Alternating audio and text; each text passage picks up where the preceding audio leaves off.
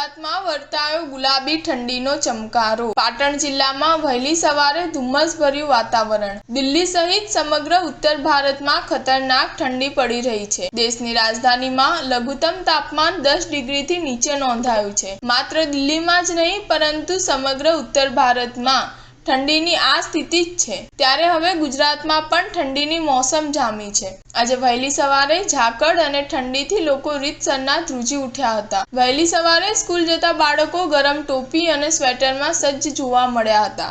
રાજ્યમાં ગઈકાલ રાતથી ઠંડીનો ચમકારો જોવા મળી રહ્યો છે। ઉત્તર ભારતમાં થઈ રહેલી હિમવર્ષાના કારણે ગુજરાતમાં કડકડતી ઠંડી પડી રહી છે। ઉત્તર પૂર્વીય ઠંડા પવનની અસરને કારણે ગુજરાતમાં પણ ઠંડીનો ચમકારો જોવા મળી રહ્યો છે।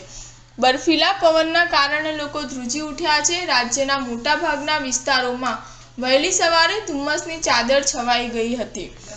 રાજ્યના કેટલાક વિસ્તારોમાં હિલ સ્ટેશન જેવા દ્રશ્યો પણ જોવા મળ્યા હતા। ત્યારે પાટણ સહિત હારીજ તાલુકામાં ધુમ્મસભર્યું વાતાવરણ જોવા મળ્યું હતું। ભર શિયાળામાં માવઠું પડી શકે તેવી આગાહી હવામાન નિષ્ણાત અંબાલાલ પટેલે કરી હતી। ત્યારે ખેડૂતોએ શિયાળુ પાક તૈયાર કર્યો હતો, જેમાં જીરું, એરંડા, ચણાના પાકને નુકસાન થાય તેથી ખેડૂતો ચિંતિત દેખાઈ રહ્યા છે। Star news 7 Harij.